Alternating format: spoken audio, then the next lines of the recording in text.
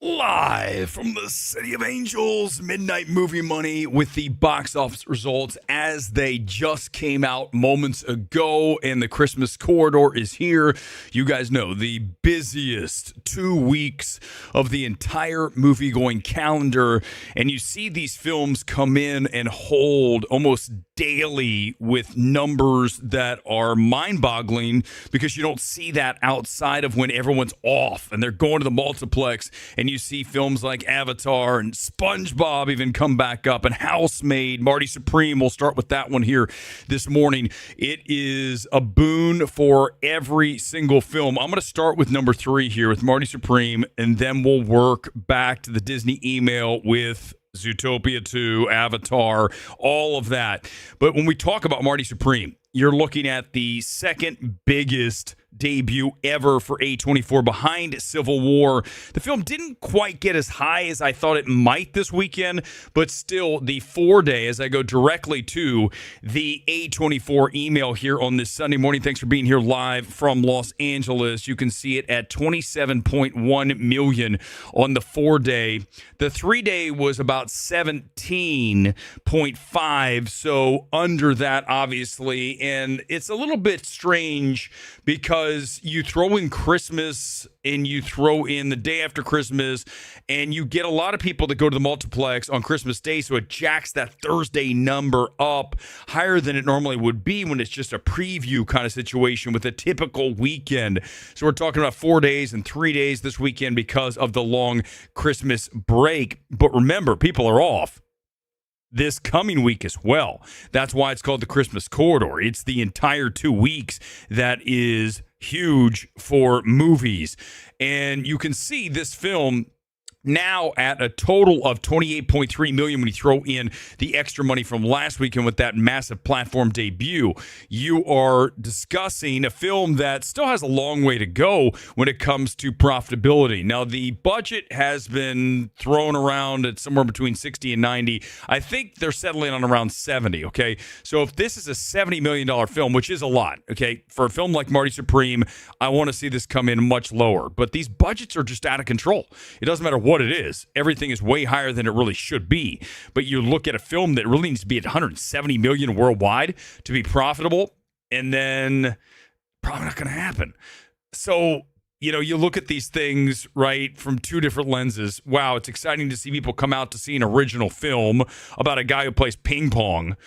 And then you say, but the budget, okay? So those are two different discussions. I'm just talking about the numbers here, and you look at it, it did pay off for A24. This promotional push they put out there with the blimp, with all the ads that ran during the football games, man, they really went all out on this film, and it better have come in at the numbers it did. In fact, again, I'd almost like to see it higher. But, you know, the days of films like this coming in and just absolutely murdering it at the box office, it just doesn't happen, because even though these numbers are impressive that we're talking about this morning, we look at an Avatar and look at all the films in this Christmas corridor, they're higher than they would be normally, no question. But again, the multiplex is just not as big as it was in the past.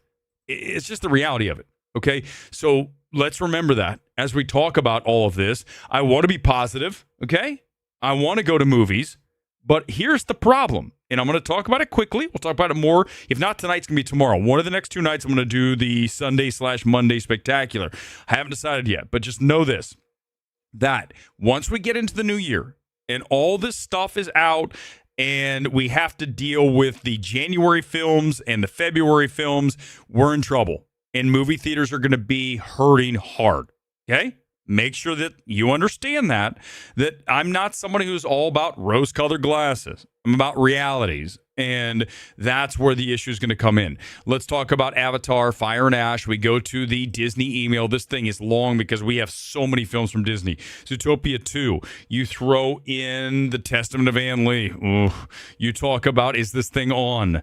You've got a lot of films. We'll gun through the entire thing here, but let's look at Avatar. 760.4 million worldwide right now. Here's the thing. You ready for this? 217.7 domestic. 542.7 overseas. That's a 2.5x international to domestic ratio.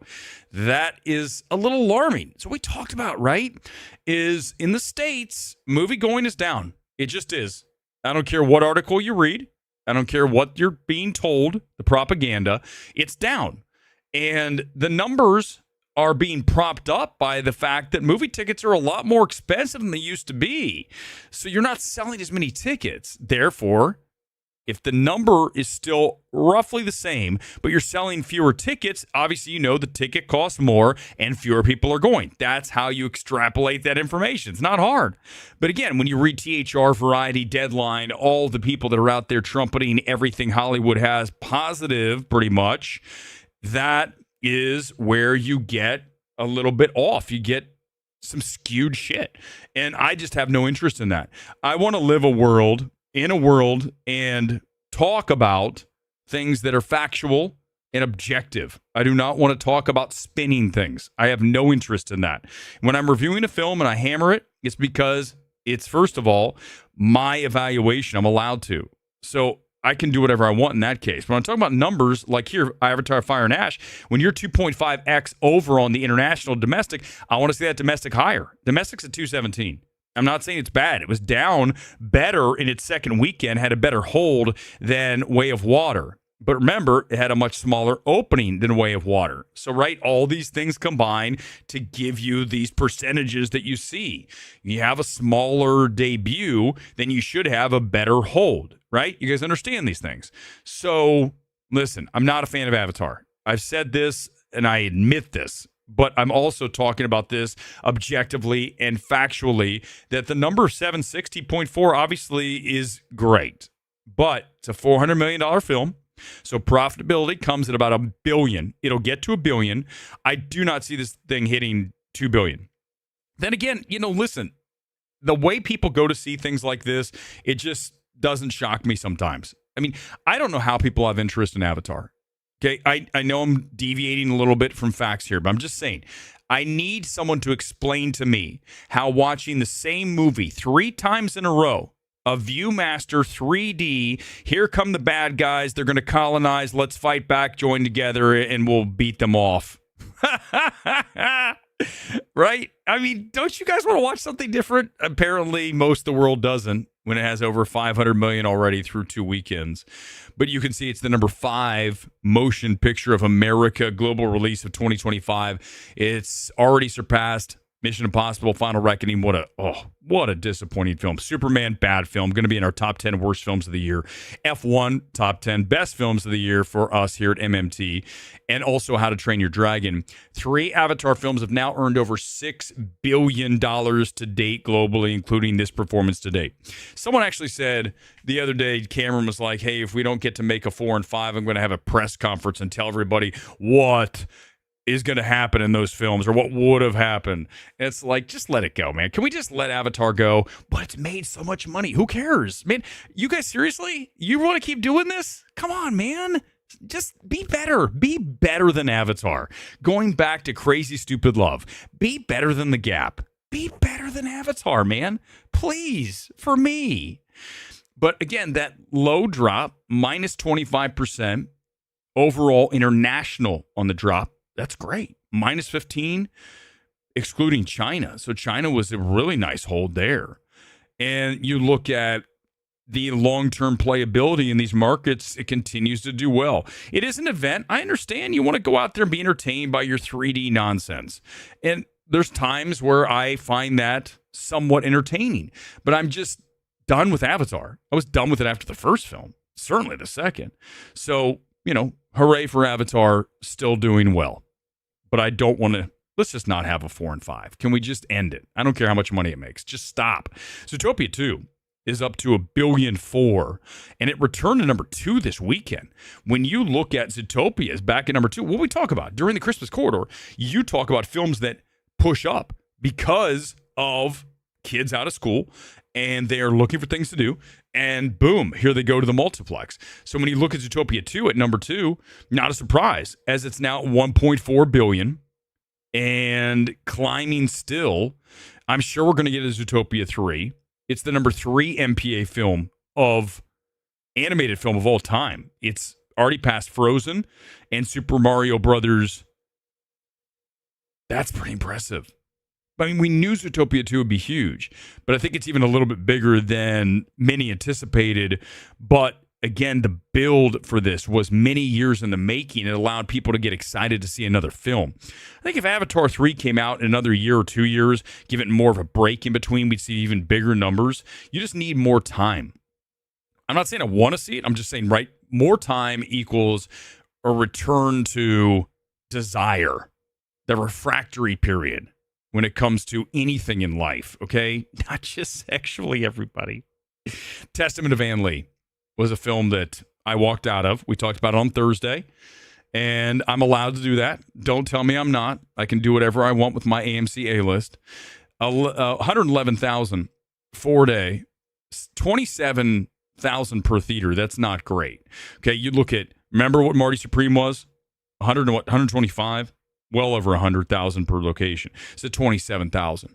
It was only at 4 locations: Village East, downtown Manhattan, Lincoln Square, Upper West Side, Landmark, Sunset, that's in West Hollywood, and AMC Burbank, where I saw it.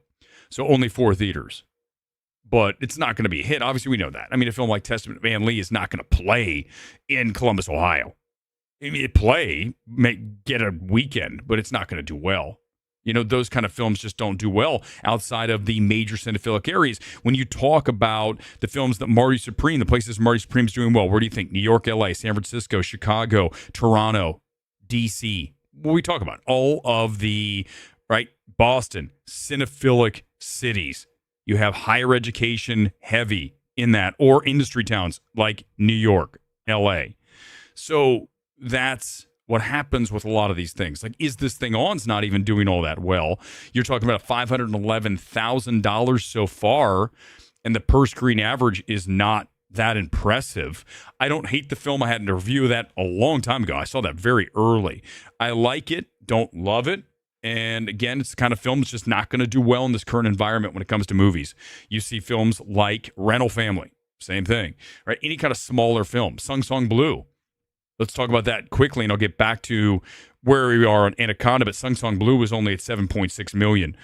A film that really needs an edit. Holy shit, man. That movie is 2 hours and like 15 minutes. It felt like 4 hours and 28 minutes.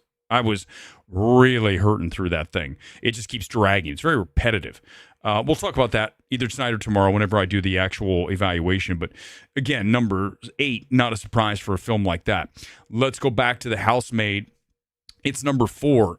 That film held very well. When you look at the top 10 right here, and I'll get to Anaconda in 1 second. I just want to just bring this up top 10 because you can see here, number 4 as I zoom in, Housemaid was only down 19%.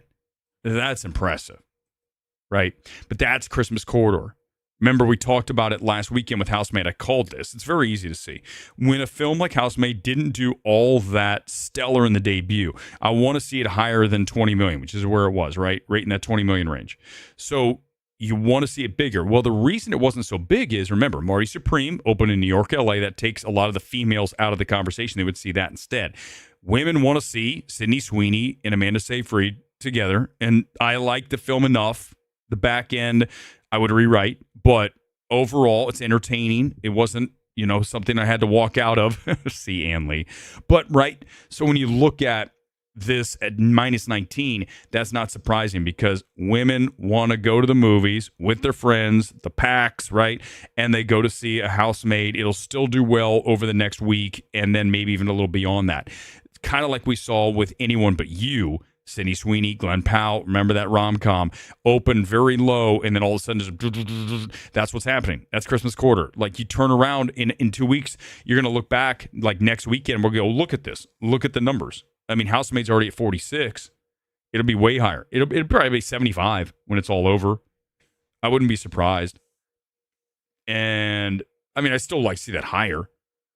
But again, I'll take it. Let's go to Anaconda. I've got the global number of Anacondas. I think that's where this film really shows that it wasn't all that awful of a debut. I mean, I think stateside, it's not as impressive, but when you look at the international markets at 20 million, it's the biggest debut for a comedy since 2013. And that's impressive. Okay, it's 37% bigger than Naked Gun, 19% ahead of Anyone But You. So it's doing okay. I mean, at 43.7 on the global debut for Anaconda, you expect Jack Black to open a film a little bit bigger, especially after Minecraft. Remember, Minecraft is about Minecraft, right? Yes, he helped, but it was about the IP. The kids were like, I want to see the Minecraft movie. It's goofy. It was the perfect film for that movie. Did not take itself seriously at all. I did have a decent time with that film.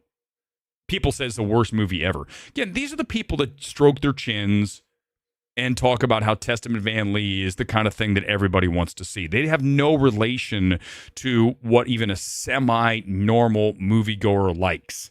And that's not to say that I haven't seen plenty of films that I recommend that I know are not for, but at least I say that. These other people actually believe, like something Testament Van Lee is like, oh, people will love this film. What are you talking about?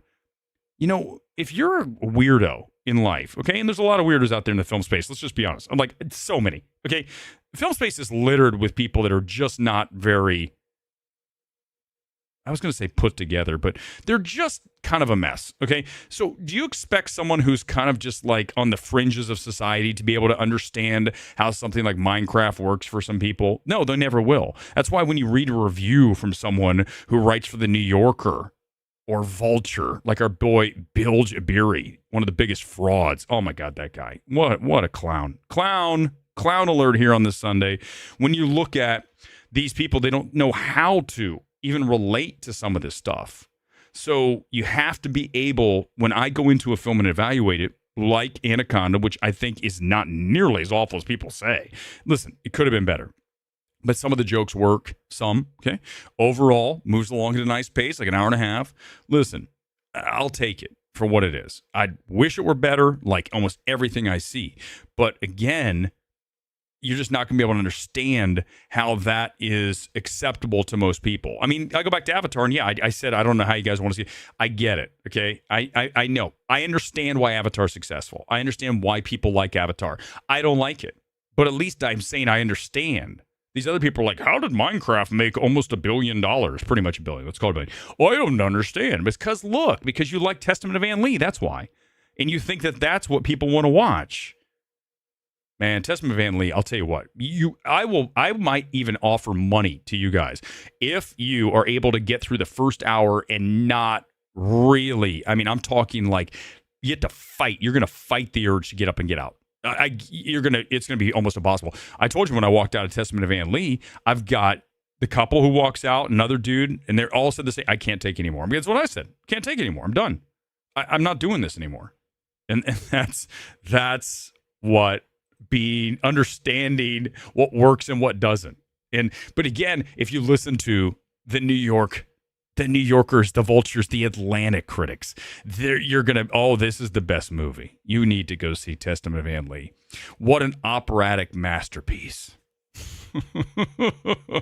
Top 10, let's do it. Avatar, Fire and Ash is your number one at 64 million on the second weekend, down only 28%. Nice hold. Christmas quarter, not unexpected. Zootopia 2 comes up 35% because, like we said, families need options. And you look at SpongeBob, didn't fall very far, but Zootopia 2 really was beneficial. The Christmas quarter was huge for it. And you look at Marty Supreme at number 3, 17.5 on the 3-day, about 6,500 per location. I mean, I'll take that. For a film like a Marty Supreme, any smaller film that's not a big tentpole special effects Avatar, then you're looking at 6,500 per location is going to work nowadays for sure. Housemaid number 4, minus 19%, 5,000 per location. Not bad. Anaconda 5, only 4,000 per location. That's what I talked about. You know, it's not, listen, movies like Anaconda would have been big. Obviously, we know the 90s version, but you know, even in 2005, you know, look, Tropic Thunder wouldn't make as much money as it made now as it did then. You name a movie from the past, it would never make the money it makes now because movies are not the place to be anymore. They're just not. And this is all I do here. Trust me when I say we're not just going to do this after a while. There's not, dude, movie theaters are going to start closing. What am I going to do? We're going to keep being more niche. How much more niche can we be here at MMT? David's number 6. David's already banked almost 50 million. perfect drop for that, obviously, over the holiday season. SpongeBob, number 7, down 28%, 38 million. That's not funny. Really disappointing film. I sat through that and was just like flatlined the entire time. Sung Song Blue, we talked about that at number 8, a little under 3,000 per location. That's not really stellar. Wicked for Good's over 500 million worldwide, but remember that film is not going to come anywhere near the first. The first one was over 700 million. That's about done. Wicked is virtually over. Okay, and so 500 million. That's a huge drop from the last one. No, we're not getting another Wicked. Not happening. So Chew can go work on other films. Wicked 4, 3, 4, 5, not happening. We're not getting another Avatar. So that's probably good because the second one was just fine at best. How about that? Like we talked about. Fine is not going to cut it though. But lately it's almost everything. Fine. Five Nights at Freddy's 2. Fine. Better than the first. Not a great film. Trust me on that. But still better than the first. It knows how to have a little more fun. Like a little bit. All the science fair stuff. At least there's some of that. I'm not saying it was great. Do not quote me and say that I said Five Nights at Freddy's is a great film. I'm just saying that the second one is more entertaining than the first one. First one was, wow, what a slog.